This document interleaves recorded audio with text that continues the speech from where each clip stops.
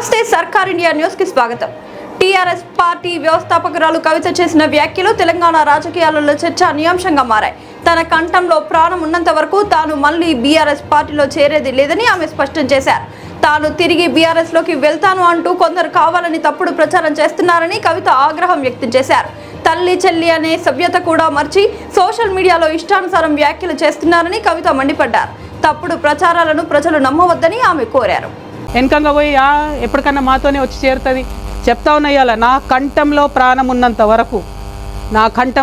ఉన్నంత వరకు మళ్ళీ బీఆర్ఎస్ పార్టీతో చేరేదే లేదు, జత కట్టేదే లేదు.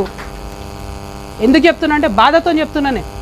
మళ్ళీ చెప్తున్నా, పర్సనల్గా నేను ఎంత హ్యూమిలేషన్ గురైనా ఒక్క విషయం కూడా నేను బయట చెప్పను.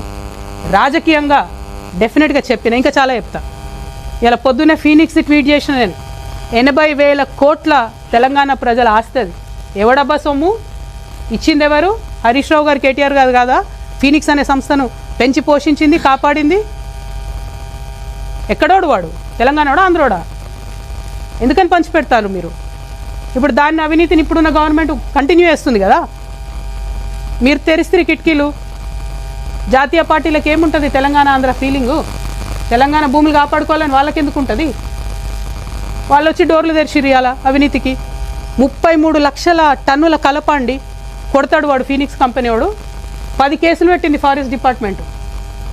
సింపుల్గా ఫైన్ కట్టి పక్కకి వెళ్ళిపోయాడు. కొట్టచ్చా? 33 లక్షల కలప హైదరాబాద్ నగరం నడిబొడ్డున ఎడ దొరుకుతుంది అంత గ్రీనరీ?